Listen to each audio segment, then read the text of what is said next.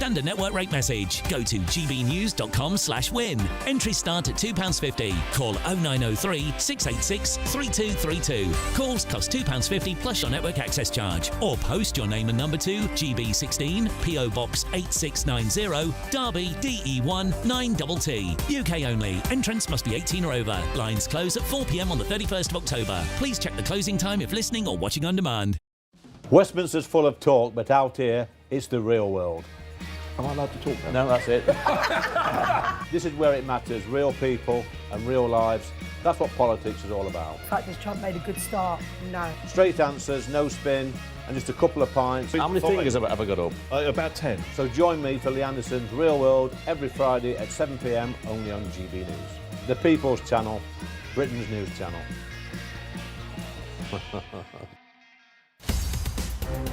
In the GB newsroom, we bring you the news as it happens. With our team of dedicated journalists across the UK. We're ready to keep you up to date with what's happening every half an hour, every single day.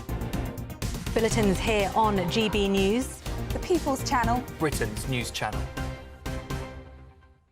Hi, I'm Michelle Dewberry, and my show is your opportunity to cut through all the noise and dive in headfirst to some robust debates. Ideas clash. Situation, isn't it? Because the failure is... You're deliberately avoiding my point. Nothing's held back. And if you think this is the end of it, wait for more. And we do not shy away from the difficult stuff. Sometimes I want to shake people and say, if only you understood. So join me on Jubes & Co. weeknights at 6 p.m. only on GB News, Britain's news channel.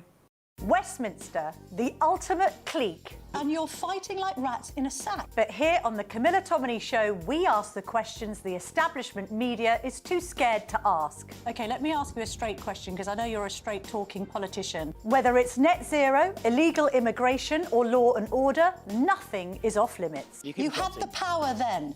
Yeah, as I and say, now you've lost it. That's the Camilla Tominey Show, a politics show that's fearless. But no, let me finish my question if you don't mind, because it is my show. Sundays at 9:30, only on GB News, the People's Channel, Britain's news channel.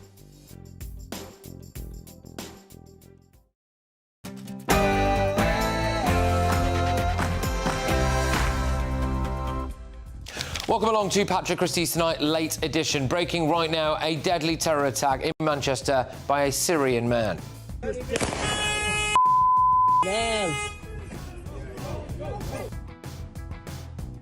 35-year-old Jihad al-Shami was granted British citizenship in 2006 when he was a minor. Today, he killed 2 people at the Heaton Park synagogue. Is the Prime Minister keeping you safe? A vile individual committed a terrorist attack that attacked Jews because they are Jews.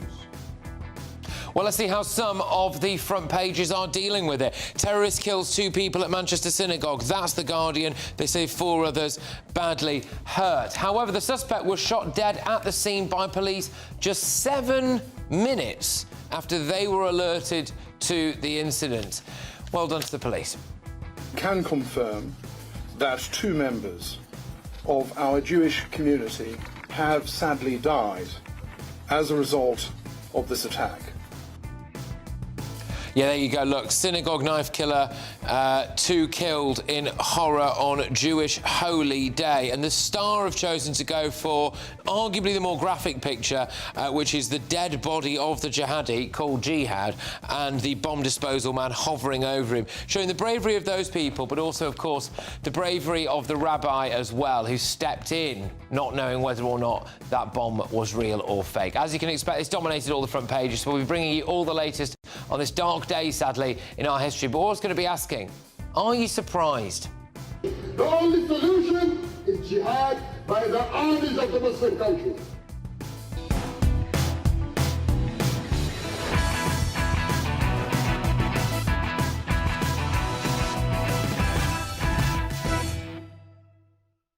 With us this evening to go through all of the front pages and what's inside the books as well is GB News contributor and comedian Simon Evans. We've also got political commentator Chloe Dobbs and trade unionist Andy Twelves.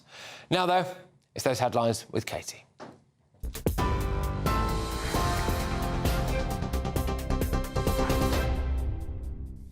Patrick, thank you and good evening. Continuing coverage of the terror attack in Manchester shortly, but in other news today, Metropolitan Police Commissioner Sir Mark Rowley says he will not resign following a BBC Panorama investigation which reveals Met officers making racist and misogynistic comments. Prime Minister Sir Keir Starmer has described the footage as shocking, adding that the Commissioner needs to be very robust in his response. The footage appeared to show some officers at a central London police station calling for immigrants to be shot and brag about using violence against suspects. So Mark Rowley said people in London can trust the vast majority of the force's officers, adding that he was horrified by the documentary. Elsewhere, Sir Keir Starmer says there will be no golden ticket to settling in the UK under plans to require refugees to earn their right to stay long term. The government plans to end automatic family union rights for those granted asylum in the UK and change the requirements for long-term settlement. New applications to the existing refugee family reunion route have been suspended since September. While the plan, backed by up to £3 million, will include encouraging people to stay in the region and take up jobs there. Home Secretary Shabana Mahmood will set out reforms in full later in the autumn that will see refugees face a longer route to resettlement. Baroness Michelle Mone has said that she will not step down from the House of Lords as she accused Chancellor Rachel Reeves of using dangerous and inflammatory language about her. It comes as Baroness Mone was ordered to repay millions of pounds for breaching a COVID-19 PPE contract. The Chancellor is reported to have joked that the government had a vendetta against the Conservative peer during a fringe event at Labour's party conference this week. In a letter to the Prime Minister, Baroness Mone accused the Chancellor of endangering her and her family with the comments. And the Prince of Wales says change is on the agenda as he looks to his future as king. In an unprecedented new interview for Apple TV, Prince William details where he sees the monarchy heading in the 21st century and the toll cancer has taken on his family. William said his childhood feeling of safety, security and love was cut short when his mother, Diana, the Princess of Wales, and father, King Charles, separated when he was a young boy. Those are the latest GB News headlines. So let's go back to Patrick. Tune into GB News Radio wherever you are. Online, on DAB digital radio, on TuneIn, on Radio Player and on your smart speaker. Just say, play GB News.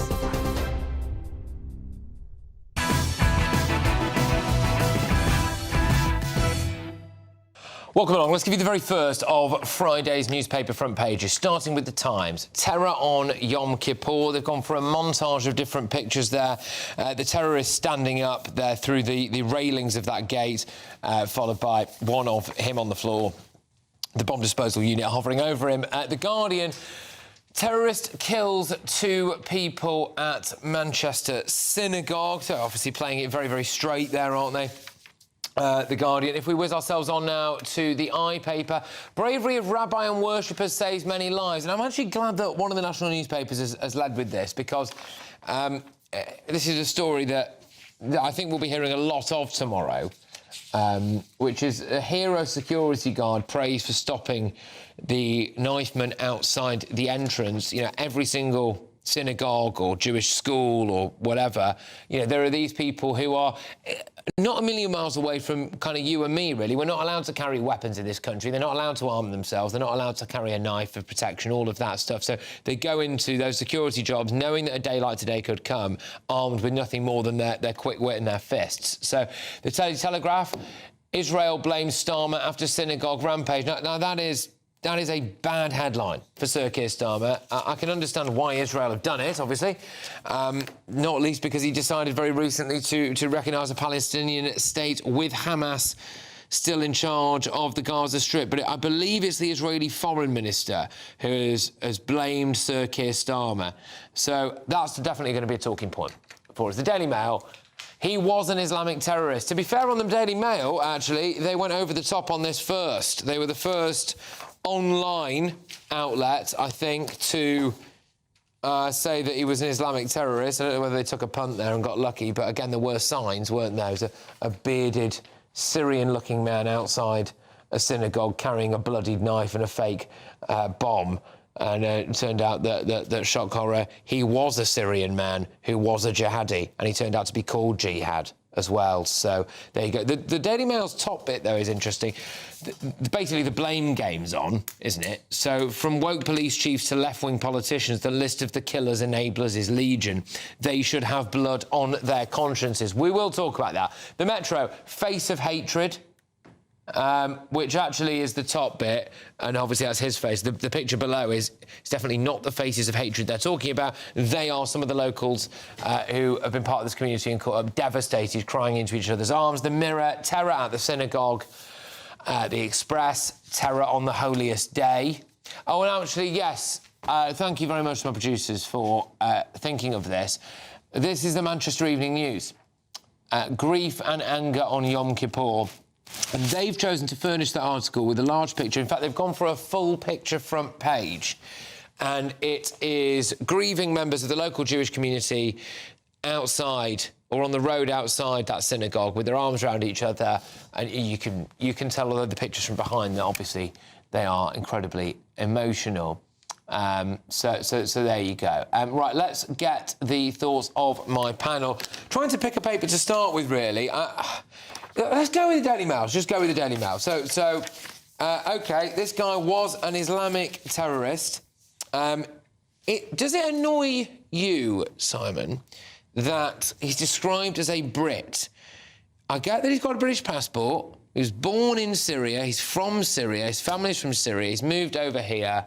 And he's got a passport in 2006. What do you make of that? Well,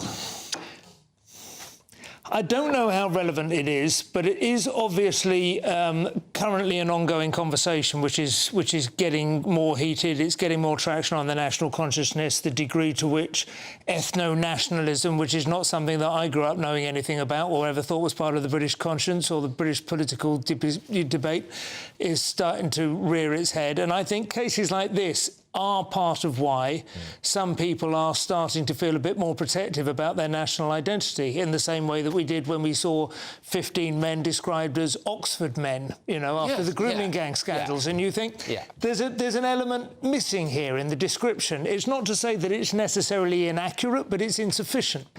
And I think probably in the case of this front page, the fact that he was an Islamic terrorist, the fact that we now know his name and that it is almost cartoonishly appropriate. It is, yeah. And that the surname apparently means, Al-Shami means the Syrian, so he has almost got a sort of nickname, Jihad the Syrian. Holy War the Syrian. Yeah, I mean, it couldn't be, as some people have said, pick your least favourite novelist and say this is how, Dan Brown or whatever. But I don't think there's any sort of suggestion that anyone's trying to pull wool over our eyes. But it is quite shocking that he came over here in 2006, or at least was naturalised or was granted citizenship. A very young man then at that case. So that's like roughly 20 years ago. He's only 35, so he was just 15, 16, something like that. He didn't come over as some people originally thought when they heard the word Syria. They assumed the sort of 2015 post-Civil War wave, but he's not. He was well entrenched by then. At this point, you've got loads of space to fill. We've got an hour to fill here. They have newspaper headlines to fill, and speculation is a risky. You can slip into all kinds of. But there is definitely a sense in which he's been here for 20 years, certainly, and there is some.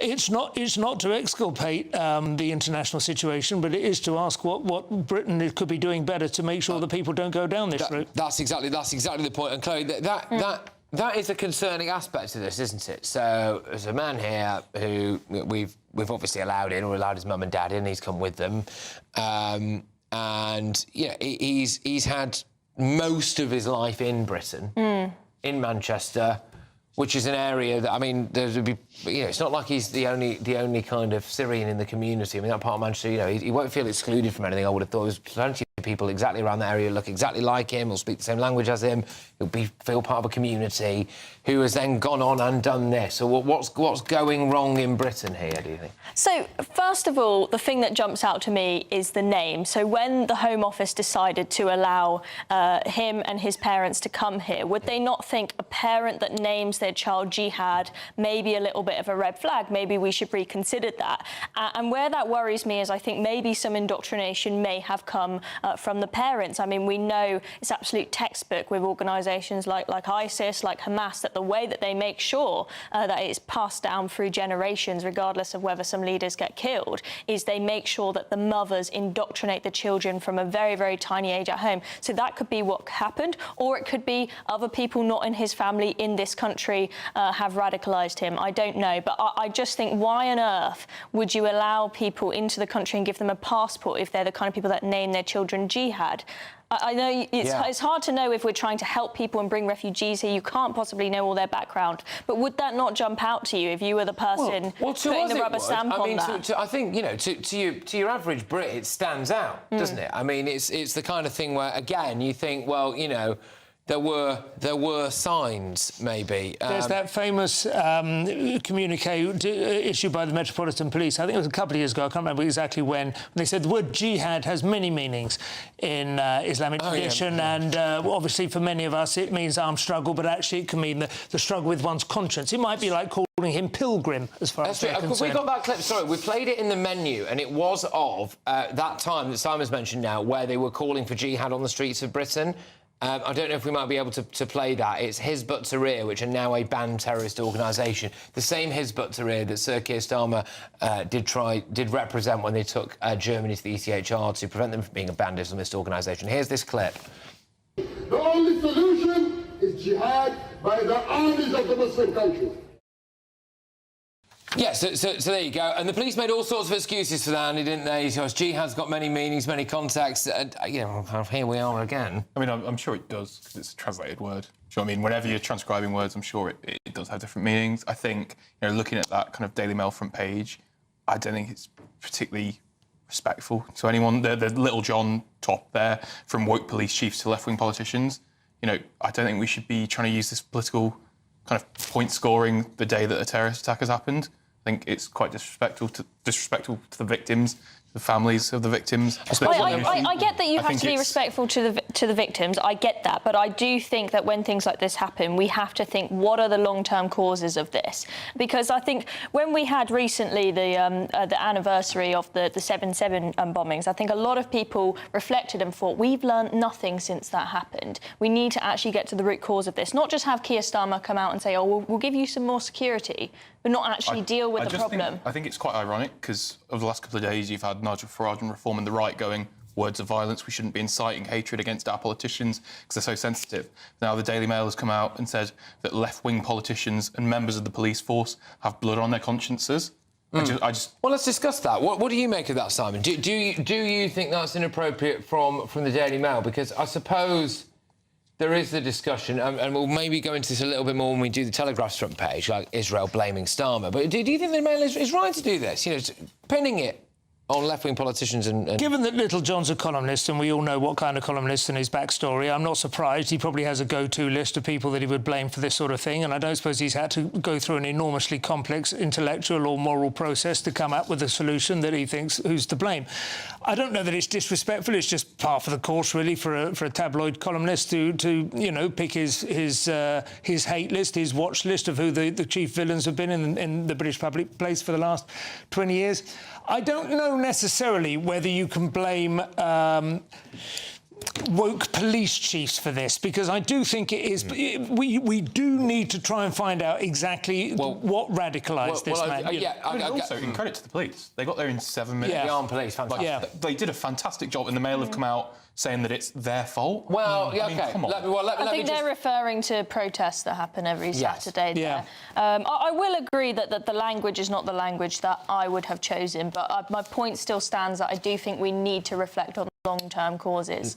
Let's have a look at this, because we have protests taking place. Well, if they're not happening right now, they were happening as of like an hour ago.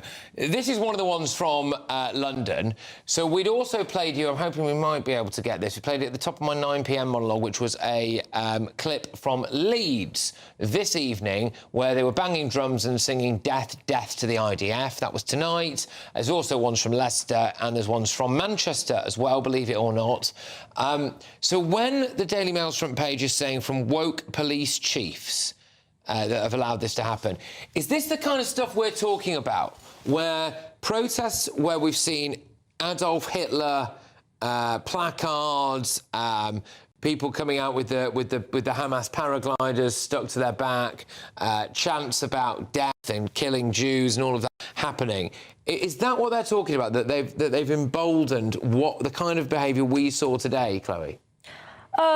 Yeah, I think that's what the Daily Mail is referring to there, in that we've allowed the normalisation of support of terrorist groups like Hamas, of saying horrific things about Jews. I mean, we had that other video earlier of people screaming out their car windows that we should be raping Jewish girls and whatnot. And it's become very normalised. I think there's also a significant issue with the way that we talk about the war between Israel and Gaza, where people just scream genocide and they don't actually pick apart the facts properly. And so people who don't look into the issue properly have this idea that everyone who's an Israeli, everyone who's a Jew is someone who just wants to wipe out the population of Gaza and ethnically cleanse the place, which is so far from the truth, which means that they do demonise them. I think, as someone who supports Palestinian rights, who has been on some of those rallies, I'll happily say I've marched with trade union blocks in those rallies. I don't think the vast majority of people here are pro-Hamas. Obviously, you've got absolute morons who go out and, hate, people full of hatred, anti-Semitic people. And most people like me in the Labour movement, well, it's not just a left-wing thing, people across the political spectrum would absolutely condemn them at the first chance they'd get.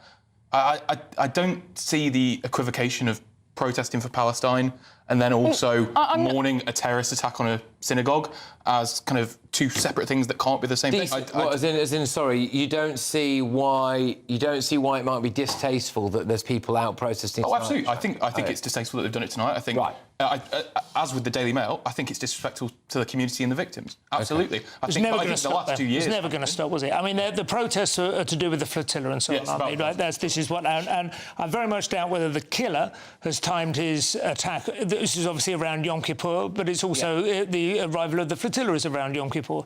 So it's very difficult to sort of separate these things. But they were never going to say, oh, in honour of 2 dead Jews in Manchester, we're going to abandon our protest against Israel. If anything, they are delighted to be able to say, ha, 2. You think we're impressed by that? I don't think the vast amount of protesters are. I think they are. Well, I do not think they are. That has certainly been articulated by a significant number. Well, actually, there was that line, and we'll talk about this because when we come back, we're going to do the Daily Telegraph's front page, which actually is pretty big. It moves it on a little bit. And it's that Israel blames Sir Keir Starmer after the synagogue terror rampage. We do have a little clip here, I hope we can play to you, of the Prime Minister, Sir Keir Starmer, talking about the attack today. Let's just hear from him. A vile individual committed a terrorist attack that attacked Jews because they are Jews. Well, Israel's clapped back. They've said that they blame Sir Keir Starmer for this, things like recognising the Palestinian state whilst Hamas were in power as well. But on the inside of the Daily Telegraph, they sent someone to one of these Palestine protests that's taking place right now. And they've got the line there that says, I don't give an F about Jews in Britain today. Let's just carry on with the things. I mean, it really is quite bleak stuff. Stay tuned for all of that.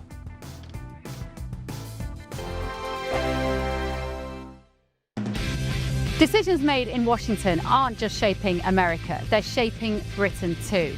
From migration to global security, from crime to health. Whatever happens in the White House today will be felt in your town or city tomorrow. That's why The Late Show is live from Washington, D.C. Cutting through the politics to show you what it all means for Britain. The Late Show live every night at midnight. Only on GB News, Britain's news channel. GB News Breakfast, every day from 6 a.m. The cost of parking, it's increased by, wait for it, 500%. And they've done that overnight without consultation, right? Yeah. So it now costs £4.85 an hour, right? And what's that going to do? It's going to stop people visiting. And it's not easy to get around York, I have to say. One road in, one road out type thing, congestion around the place. Yes, there's car parking spaces, but goodness me.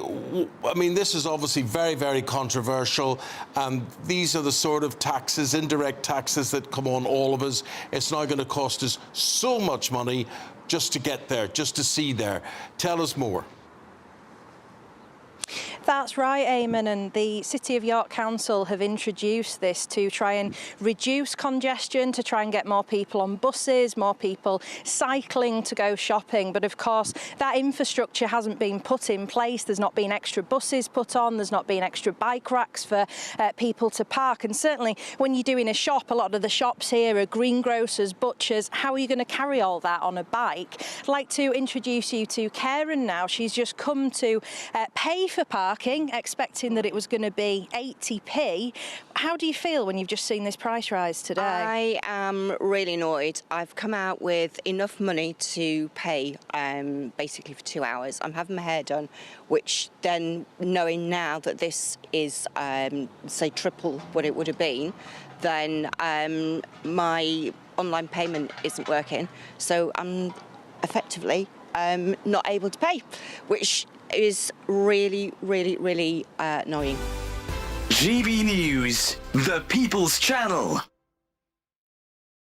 You want to know what's really going on in the corridors of power? Labour don't know what to do with you half the time, and that makes you quite lethal in the chamber. Get behind the headlines with Chopper's Political Podcast. Join me, Christopher Hope, as I sit down with the great and the good of British politics. We'll see where this ruling takes us. These are the stories shaping our nation. Chopper's Political Podcast, available now on all platforms. Listen in and stay ahead.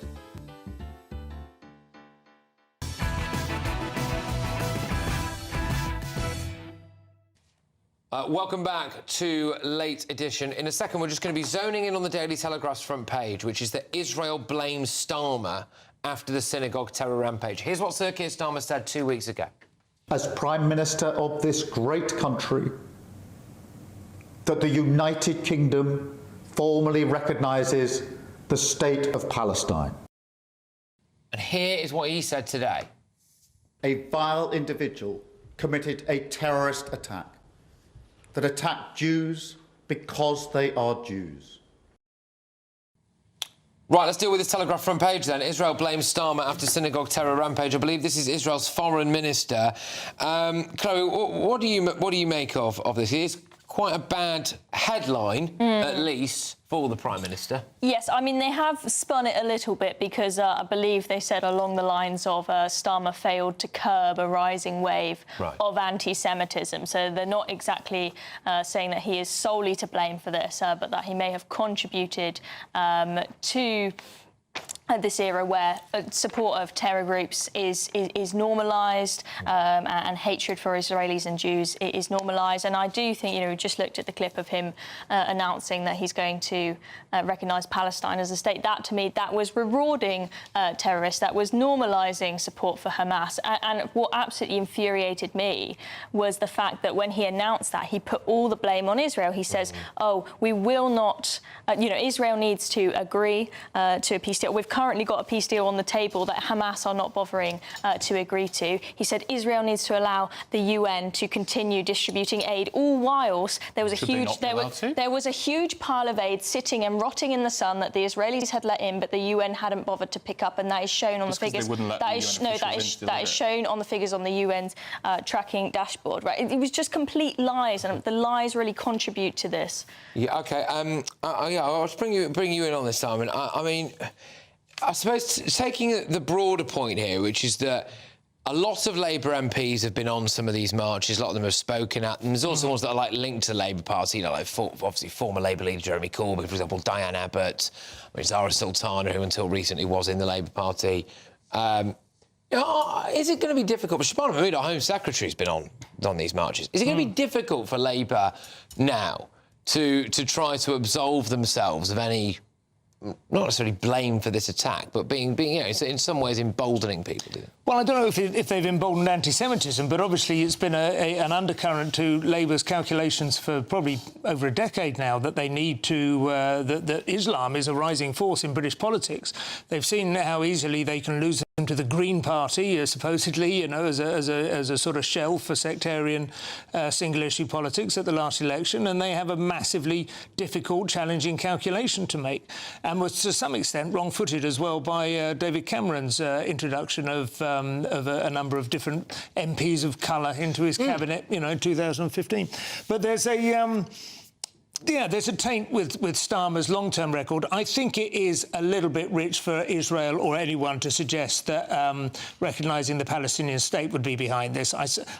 Listen, I don't know the psychology or the depth of planning that went behind this attack, but I'd be amazed if it has only been cooked up in the last week in response to that. I think you've got to look at a longer-term, as you say, trend.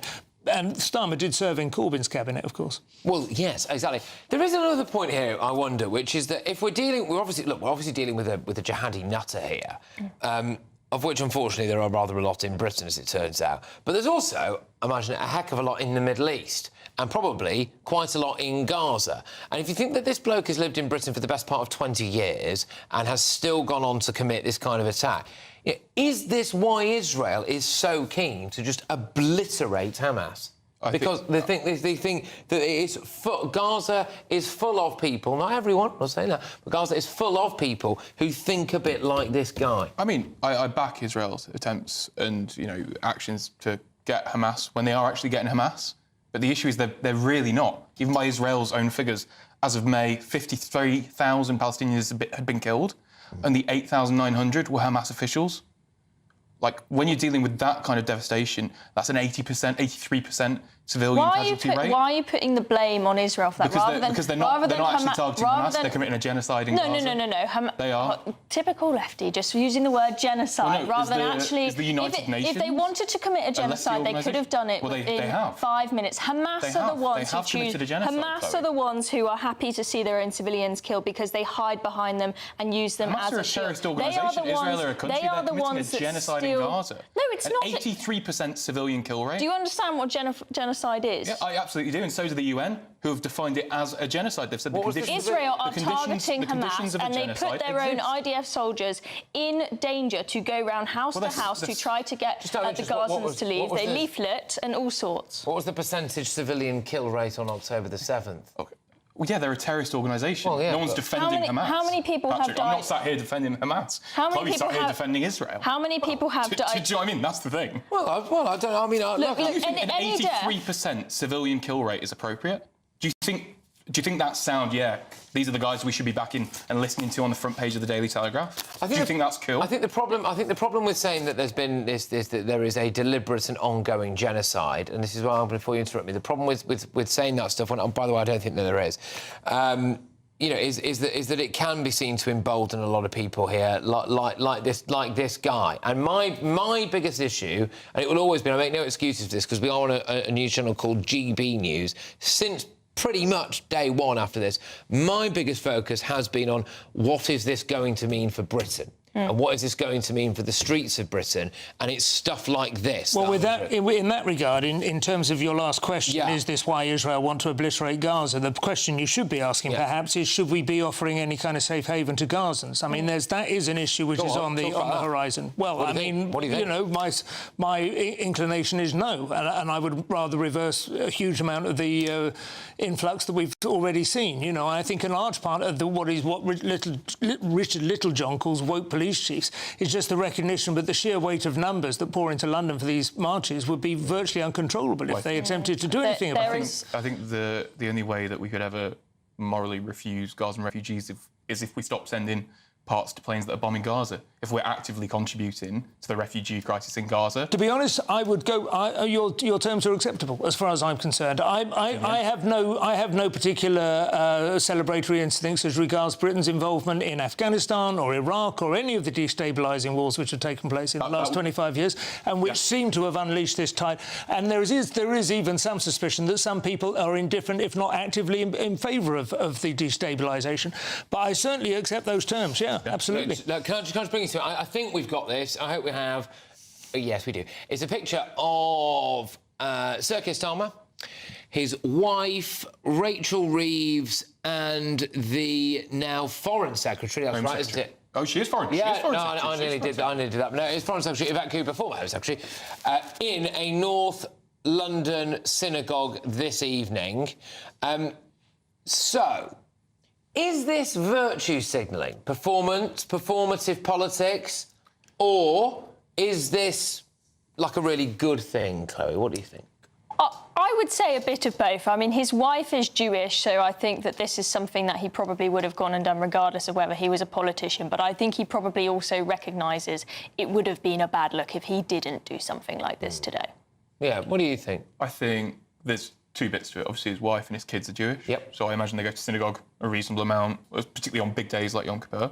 I think, on a second point, it's Yom Kippur. I'd expect the Prime Minister of a country with quite a large Jewish community to go anyway, celebrate with them. And third, it's respectful. It's absolutely respectful because there'll be, I imagine, special prayers said to the Jewish community in Manchester at synagogues today. Just one thing on this, Simon. I mean, when the Manchester Arena bomb went off, Don't Look Back in Anger became the kind of unofficial anthem, which I thought was ridiculous because, I mean, I, for one, was very... Really nauseous. It was sick. I hated that, yeah. Yeah. Morrissey wrote, and you can find his song about it on YouTube, incidentally, but it was never released by the record company.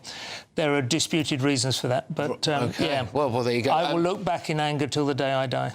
Right. Well, I will look at that when I get home, actually. But anyway... Bonfire of the Teenagers, I think it's called. So you've got that. You've got Don't Look Back in Anger thing.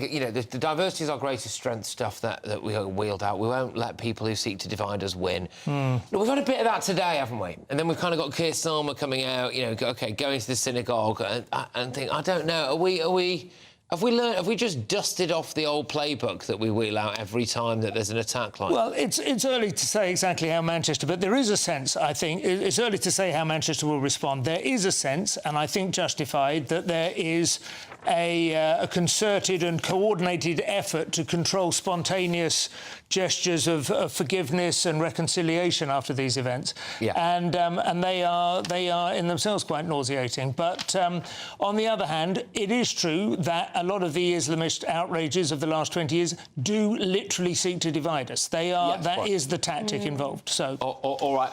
Look, we are going to be talking about the rest of the front pages. There's a good one on the Eye, which talks about the bravery of the rabbi and worshippers saving many lives.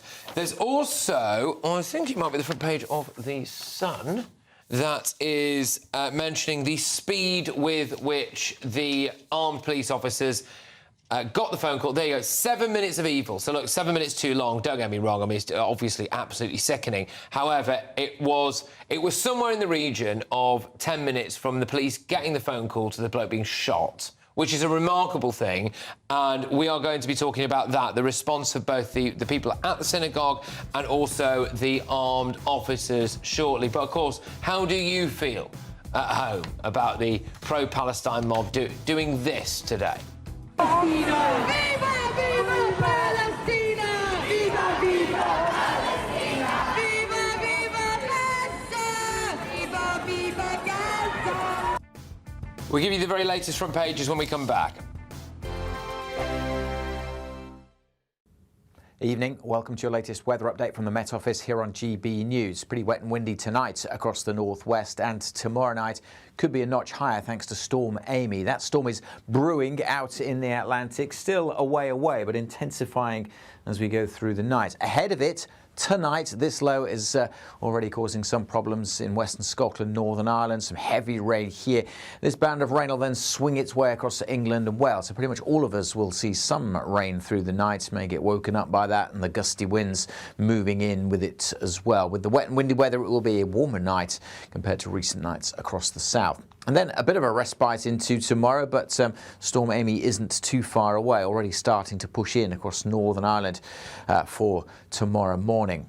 The things, though, will, at least for a time, be a little calmer across Scotland after some wet and windy weather tonight. Still clearing from the Northern Isles in the morning, but here comes Storm Amy, spreading rain. At this stage, fairly light rain across Northern Ireland, extending into parts of western Scotland during the morning. Still some of the overnight rain across the southeast, so it could be a wet start, especially in Kent, but that should be clearing away. And then we'll have a lull, a brief period where things are a bit drier before the next zone of rain comes in. Getting heavier through the morning across Northern Ireland. Rain warnings are in place for the northwest for Friday afternoon and into the evening. That rain spreading across most areas by the end of Friday afternoon. Temperatures in the teens, but feeling cooler than that with the wet and windy weather. Let's deal with the winds then, because they're really going to pick up as we go through Friday evening. You can see the swirl there. That's the storm system. Amber warning in place from 5 o'clock on Friday across the northwest of Scotland, where gusts of wind may exceed 90 miles an hour. A yellow warning covering much of northern Britain for gusts of wind through Friday night and into Saturday of 60 to maybe 70 miles an hour. Some disruption is likely from this storm system. All the weather warnings are on the Met Office website. 5 hosts, 5 opinions, 5 fearless debates, 5 unfiltered takes on the day's news. 5 reasons not to be anywhere else on Saturday night. This is the Saturday 5. You got me. You got me good there. Britain's biggest Saturday night TV show. It's not a bad brand. Yeah. Uncensored. Very, very racy tonight. On the unpredictable. What does she say? Can you translate it for us? And always entertaining. And how can a country go from being led by William Wallace Saturday nights from 6 p.m. only on GB News, the People's Channel. Britain's news channel. You're going to want to stay tuned, trust me. Britain was once the envy of the world, but look around. A nation that no longer knows what it is or where it's going. A country that's broken. How do we fix Britain? How do we bring it back? Friday night with Matt Goodwin at 8 p.m. only on GB News.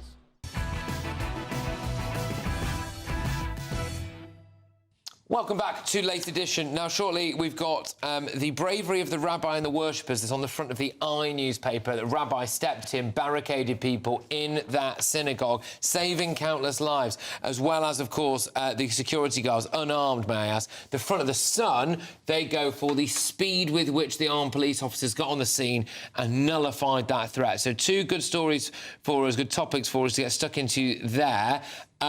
We're going to go, though, firstly, to Washington, D.C., where Bev Turner joins us. The Late Show Live follows this. We can go to Bev right now. Bev, hello, what's on? Good evening, Patrick. Fellow Mancunian, as you are, of course, as I am. I grew up incredibly close to the site of this attack today. I grew up in Prestwich, which is just literally borders Crumpsall. And I've just been reflecting kind of today on how different this area is actually from when I grew up and how the tensions are particularly difficult there. And that it's been kind of on a bit of a knife edge, I would say, for many years, that particular area potentially having trouble. But we're going to be also just thinking about, in the studio tonight, how would President Trump react to this sort of event? How are we handling it in the UK compared to how America would handle such an attack? What does it mean? What does it mean for the community? Like you, I'm going to be talking to Jewish people from the UK and also here in America, really. And there'll be breaking news on this, I'm sure, tonight as more details emerge. We're going to be looking at the papers as well, as you have been doing, and how that's being how it's being reported, in fact, between now and 2 a.m. One of the things, Bev, sorry if you don't mind me asking, I just think it's a really interesting point, which is that President Trump previously has got a lot of stick. I know when he was in office the first time, he did that so-called Muslim travel ban, and there was a load of hoo-ha about all of that. He's obviously ramped up deportations in a big way, which is, you know, incredible to see, really. But here we have a Syrian man who came over as a child before the horrors of the Assad regime really came in. It was 2006. I mean, this is just a genuine, straightforward immigration case, this, actually. Who's lived in Britain for 20-odd years. I just wonder what Trump would be saying about this now, you know? He is, let's face it, Donald Trump is much less guarded on this issue than our own Prime Minister would be. Like, he doesn't beat around the bush on this, and I think we would see much more kind of classic Donald Trump, which is to just pull the lid off it and just talk about what it is, and to talk about the challenges of having people live together from very different cultures, from very different religions, bringing issues from other countries into America, or in this case, obviously, into the UK. I think we know what Donald Trump would do, really, because it would be very, very different to the way Keir Starmer is talking about it. So I will find out from my guests what they think, who've lived here a lot longer than I have, how they think Trump would handle this particular issue. Yeah. I mean, the Daily Mail obviously are running with the fact that they're saying that this killer was an Islamic terrorist. We haven't had that confirmed yet. We haven't had that officially confirmed. So it's a bit of a delicate situation when you're working in TV like this. But, you know, let's see what the panel has to say. We're going to be looking at it from lots of angles. Bev, thank you. I look forward to it. Bev Turner there, doing a wonderful job for us over in Washington. Let's just return. So, let's do the Sun. Let's do the Sun. So they've got 7 minutes of terror, I think. Yeah, sorry, 7 minutes of evil. 7 minutes of evil on the front of the Sun. A word, Simon, to the rapid time that the armed police officers have got there and then slotted him. Yes, yes. By comparison with most call-out experiences I've had in the last few years, honestly, I have no idea what the logistics involved would be. I don't know how close it is to the nearest station. I don't know whether these people are kept on high alert, but obviously it was, yeah, you can't ask for much more than that. 7 minutes they got there and made some fairly significant decisions fairly swiftly as well, urged on by some bystanders just outside the chain-link fencing. Go on, shoot him! You know, but it was interesting to watch that. Get back, shoot him!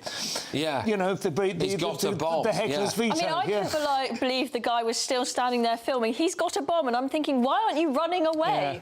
I suppose bombs, you know, of that size, you think, oh, what's worse can happen, you know? Well, unless I don't know, what maybe when you were that close to it. Is it now become a thing, by the way, that they all wear fake belts? Because this seems to be the thing, right? Killed. Yeah, they want to be killed. They want to be killed.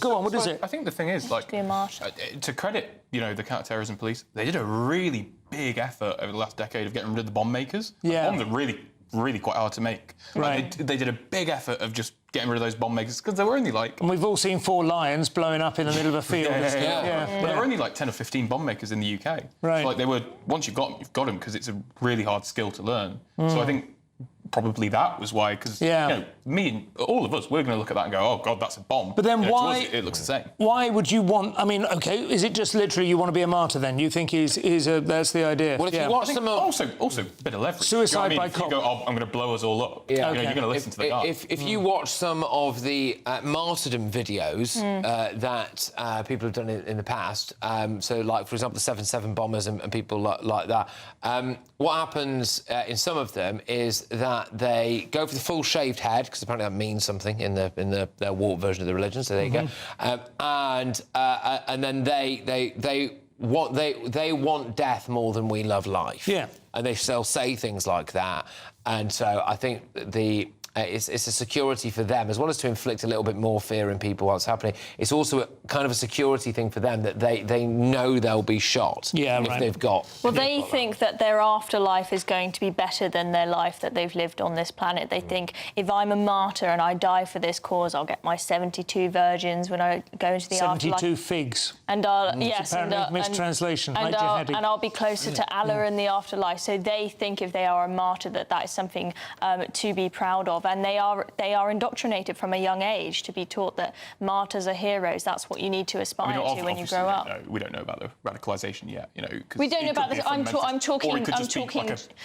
talking generally about these fundamentalist groups like ISIS. This is their methodology of how they train children. All right. Look, when we come back, I just wanted to give a special mention, really, to the Manchester Evening News. It's the local newspaper for the area as well. It's a good paper, actually, pretty solid local evening newspaper, actually. Grief and anger on Yom Kippur. And, you know, the reason we're doing this, obviously, is that Manchester has been rocked today, sadly not for the first time, by a terrorist incident. Stay tuned.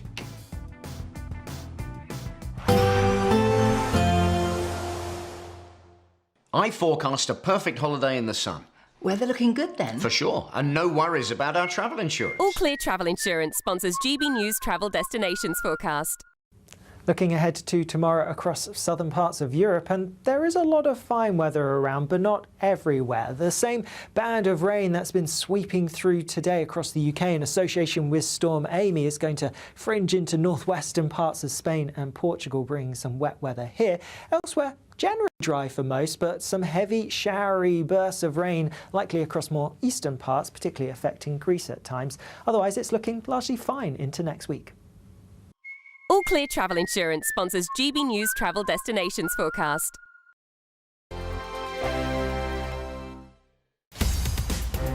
In the GB newsroom, we bring you the news as it happens. With our team of dedicated journalists across the UK, we're ready to keep you up to date with what's happening every half an hour, every single day. Bulletins here on GB News, the People's Channel, Britain's news channel. Westminster's full of talk, but out here, it's the real world. Am I allowed to talk No, now? that's it. This is where it matters, real people and real lives. That's what politics is all about. In fact, has Trump made a good start? No. Straight answers, no spin, and just a couple of pints. How many fingers have I got up? About 10. So join me for Lee Anderson's Real World every Friday at 7 p.m. only on GB News.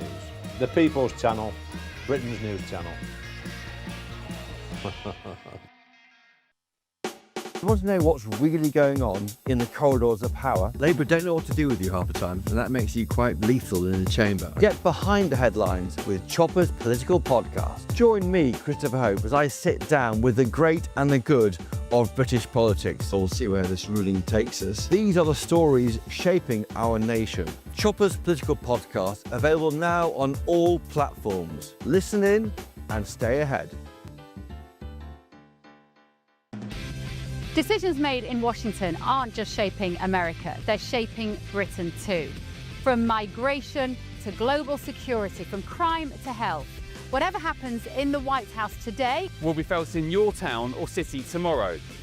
That's why The Late Show is live from Washington, D.C. Cutting through the politics to show you what it all means for Britain.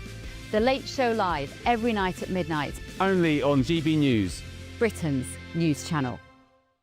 Hi, I'm Michelle Dewberry, and my show is your opportunity to cut through all the noise and dive in headfirst to some robust debates. Ideas clash. Situation, no, isn't it? No, because the failure is you're deliberately avoiding my point. Nothing's held back. And if you think this is the end of it, wait for more. And we do not shy away from the difficult stuff. Sometimes I want to shake people and say, if only you understood. So join me on Jubes & Co. weeknights at 6 p.m. only on GB News, Britain's news channel. Miriam, you can't be serious. Scrapping the triple lock on state pensions? Madness. Andrew, we just can't carry on pretending. The numbers just don't add up. We've got to be honest with people. We've got to face the facts. That's what people want. Well, that's what you get on GB News and on Britain's newsroom. Lively debates, lively conversation. Britain deserves a newsroom that puts the facts and your voice first, and we're not afraid to hold power to account. And each other. So join me, Andrew Pearce. And me, Miriam Gates, for Britain's Newsroom, weekdays from 9:30 on GB News. The People's Channel, Britain's news channel.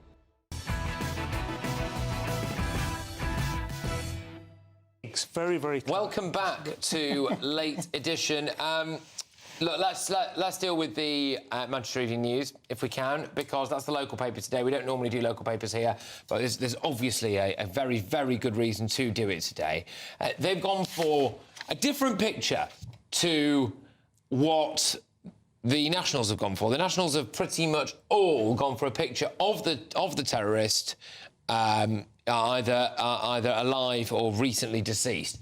The Manchester Evening News have not. They've gone for the Jewish community, arms around each other there, very emotional scenes, hugging relatives outside that synagogue there. 2 people have lost their lives, 4 people seriously injured. Greater Manchester Police have named the suspect. Look, what do we do to try to stop this happening again? Is that just a really rubbish question? What do we think? What do we do to try to stop it happening again? I think just before I answer the question, I think what I was saying about the Mail and the Telegraph earlier, I think that is exactly what the national newspapers should be doing. I think that local understanding of how rough it'll be in that community, not just tonight, but forever, probably. I think that is the respectful thing for newspapers to do, at least today, when reporting the news, and I think they've really done a really classy job there. I think the way we stop it, I mean, God, just funding the police more, funding community integration more, ensuring that we have properly funded prevent schemes. I mean, it would cost millions and millions and millions.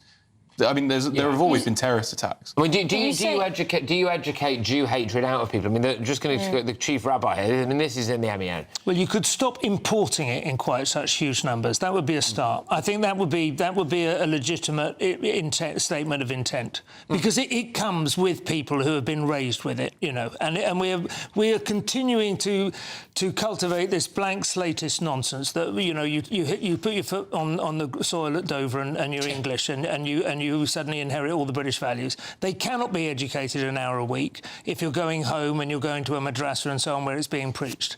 That is just not feasible, and it's demographics, and we have to get real about it. The chief rabbi, sorry, Claire, I'll put this to you, but the chief rabbi says, for so long we have witnessed an unrelenting wave of Jew hatred on our streets, on campuses, on social media and elsewhere, and that this is the tragic result. Yeah, I think one thing that I'm struggling to grapple with and I'm a bit on the fence with is, from a free speech perspective, what is the best way to deal with this? Because on the one hand, we hear that saying sunlight is the best disinfectant, it should be legal. If people want to say hateful things about the Jewish community, it's better that it's out there and not pushed underground. But then on the other hand, I feel like I've seen with all these marches happening every weekend that sunlight is the best disinfective phrase hasn't really come true. Have been, good it feels like a year ago.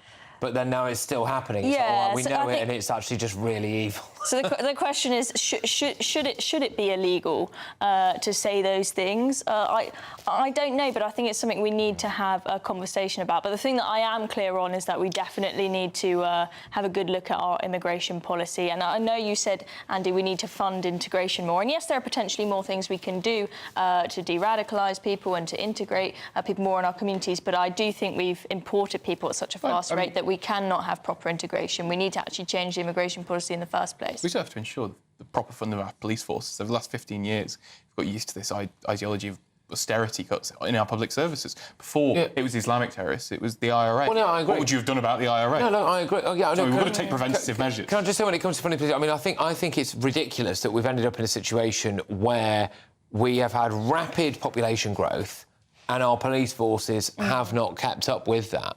I mean, that just seems a little bit daft. I mean, the thing we haven't spoken about that much is the Prevent scheme. Yeah. I mean... Apparently it wasn't known to them, by the way, but... I don't know about this guy, but Axel Rudy-Cabana, referred 3 times, nothing happened. I believe David Amess's killer, he was referred to Prevent and they took him for a coffee and then let him go, right? There are people who could be alive today if Prevent had done its job.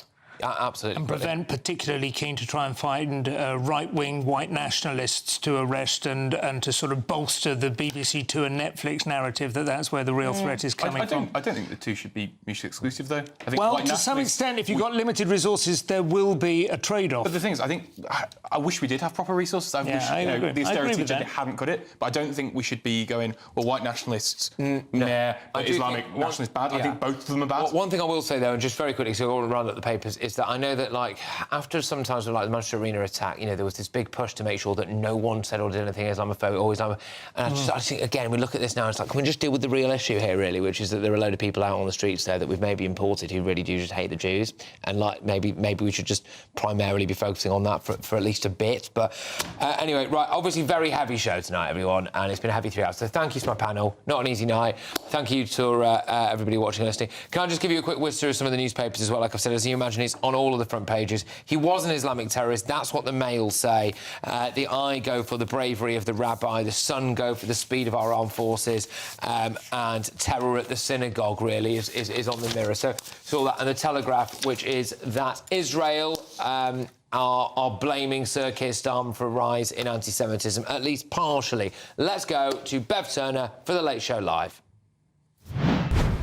Thank you, Patrick. We're going to be reflecting on this huge story, of course, tonight on The Late Show Live, because the Jewish community is global and there are a large number of Jewish people in America. We will tell you the response that we've had here from this attack in Manchester today. Extra police around synagogues in several states across America. I've got guests in the studio and down the line tonight. Stay with me. It's our biggest Great British giveaway to date. You could be driving away with this brand new Benamar Primera motorhome. This 4-berth home from home comes complete with integrated kitchen and bathroom areas and has all of the tech you'd expect from the latest 2025 model. We'll also give you an incredible £30,000 in tax-free cash to make sure that any adventures you take in your new motorhome are taken in style. For a chance to win, text WIN to 63225. One entry costs £2.50 plus one standard network rate message, or text BONUS to 63225. 5 entries cost £5 plus one standard network rate message. Go to gbnews.com/win. Entries start at £2.50. Call 0903 686 3232. Calls cost £2.50 plus your network access charge. Or post your name and number to GB16 PO Box 8690 Derby DE1 9TT. UK only. Entrance must be 18 or over. Lines close at 4 p.m. on the 31st of October. Please check the closing time if listening or watching on demand. Westminster's full of talk, but out here, it's the real world. Am I allowed to talk now? No, that's it. This is where it matters, real people and real lives. That's what politics is all about. The fact is Trump made a good start, no. Straight answers, no spin, and just a couple of pints. How many fingers have I got up? About 10. So join me for Lee Anderson's Real World every Friday at 7 p.m. only on GB News. The People's Channel, Britain's news channel. You want to know what's really going on in the corridors of power? Labour don't know what to do with you half the time, and that makes you quite lethal in the chamber. Get behind the headlines with Chopper's political podcast. Join me, Christopher Hope, as I sit down with the great and the good of British politics. We'll see where this ruling takes us. These are the stories shaping our nation. Chopper's political podcast, available now on all platforms. Listen in and stay ahead. From the school run to the home run, watch a new show for all of Britain. He can say whatever he wants. A straight talking show where all voices are heard. And, you know, when are we going to stop talking about smashing the gangs and actually do it? With the stories that matter from every part of our country. There's a bit of a crash landing there for your Chancellor. Bold, fearless and standing up for you. That's me, Martin Daubney, 3 p.m. till 6 p.m, weekdays, here only on GB News. The People's Channel, Britain's news channel. Hi, I'm Michelle Dewberry and my show is your opportunity to cut through all the noise and dive in headfirst to some robust debates. Ideas clash. Situation, isn't it? Because the failure is... You're deliberately avoiding my point. Nothing's held back. And if you think this is the end of it, wait for more. And we do not shy away from the difficult stuff. Sometimes I want to shake people and say, if only you understood. So join me on Jubes and Kerr weeknights at 6 p.m, only on GB News, Britain's news channel. Mornings don't have to be tiresome, especially if you have the right company. Wake up to news as it happens, opinion and debate, and of course, a little bit of entertainment too. Because when the kettle's on, we're on. That's Breakfast on GB News, a show worth waking up for. Every morning from 6 a.m. Only on the People's Channel, Britain's news channel. We'll spread the news, you spread the word. Michelle Dewberry, this is Jubes and Co with you. Hello everyone, Patrick Christys here. GB News, Britain's news channel. Access the stories that matter to you. Take the GB News family with you on any device. And as long as you have an internet connection. Tune in to GB News, anywhere on the planet or beyond. GB News, the People's Channel, Britain's news channel.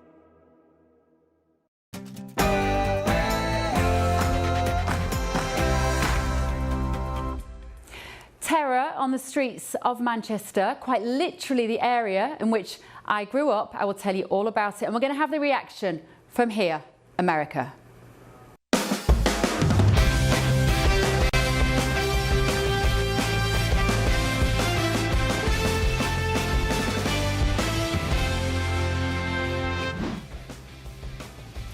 Breaking on The Late Show Live tonight.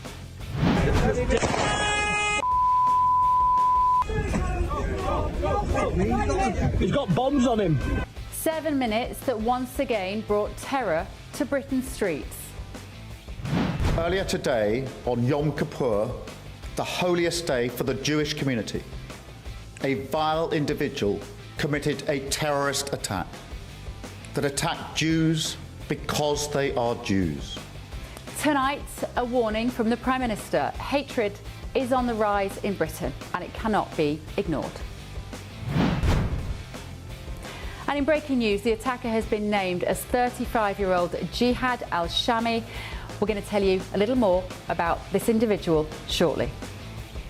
But the repercussions are being felt here in Washington, D.C. too this evening. Does Britain now need armed policing like the National Guard that we see on the streets here? Could that kind of visible force have prevented this attack elsewhere? From the very bottom of our very British hearts, sorry. Knock, knock. Push.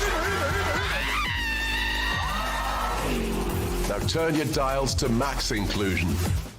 Television is accused of misrepresenting Britain as new research shows what we've all noticed. Certain minorities are being overrepresented in advertising and TV shows, whilst pensioners and the disabled are being forgotten. And you know what's going on here? Stick with us. I'll bring you some unbelievable footage, actually, emerging from LaGuardia Airport in New York tonight.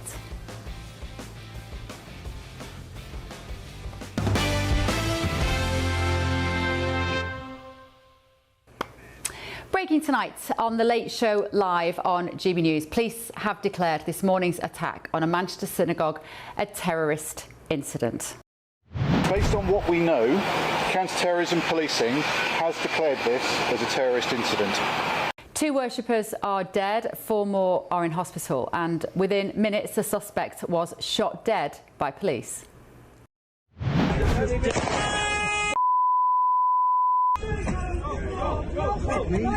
He's got bombs on him. Suspect has tonight been named by Greater Manchester Police as 35-year-old Jihad al-Shami, a British citizen of Syrian descent. But the Home Office has confirmed to GB News that the attacker entered the UK as a young child and was then granted British citizenship in 2006 as a minor, making him a Syrian national. But that suspect, Jihad al-Shami, rammed his car into members of the Jewish community before launching a knife attack at a Hebrew congregation. And in some more breaking news tonight, pro-Palestinian protesters have taken to the streets of London, where they have been seen clashing with police and chanting death to the IDF.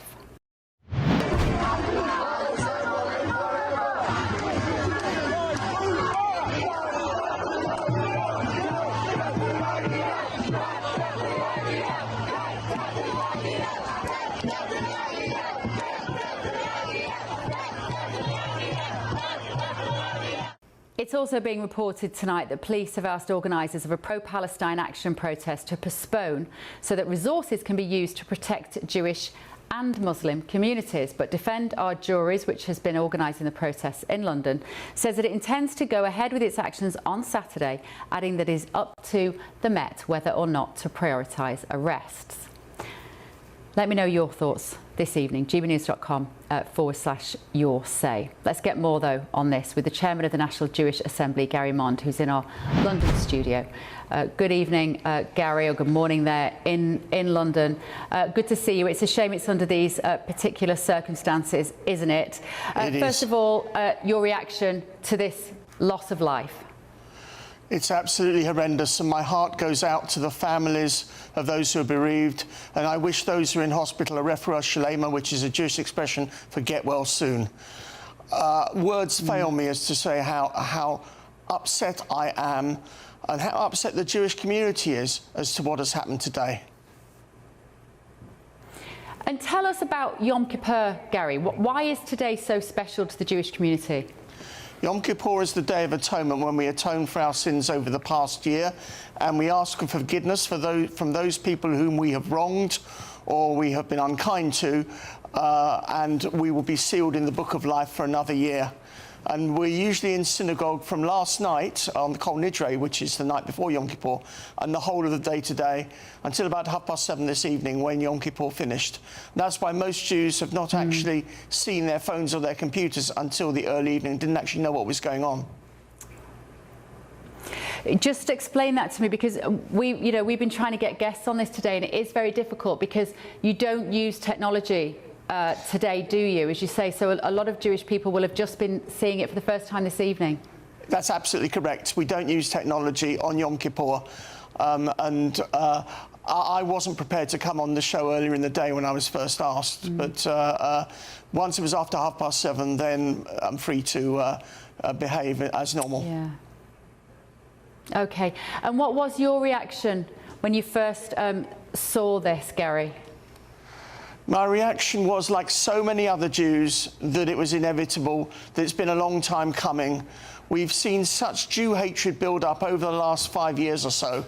And frankly, the blame lies with Keir Starmer's government and Rishi Sunak's government as well.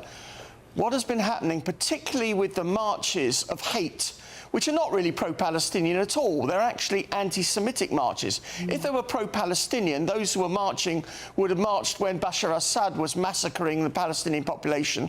And those who really care about Palestinian people today should be getting behind Donald Trump's initiative on solving the Gaza problem, because that will be in the Palestinians' best interests. But quite honestly, the situation is absolutely disastrous, and Jewish people are now very, very frightened in the UK. And we do blame Keir Starmer's government especially because of what it hasn't done. To quote Boris Johnson, the sight of seeing Keir Starmer and 2 other cabinet ministers at West London Synagogue this evening was vomiting-inducing, quite honestly, because of what they have not been doing over the last few years. They have not actually taken any action to protect the Jewish community. We should see the marches banned. We should see much tougher sentences, or maybe needing even the law to be changed, on all of the anti-Semitism that's going on in so many areas of public life. In our schools, where children are being insulted because they're Jewish. In our hospitals, where nurses are wearing lapels saying "Free Palestine." In our universities, we're seeing horrendous situations where Jewish students literally feel under threat most of the time. We see it in entertainment, we see it in sport. It is all over the place.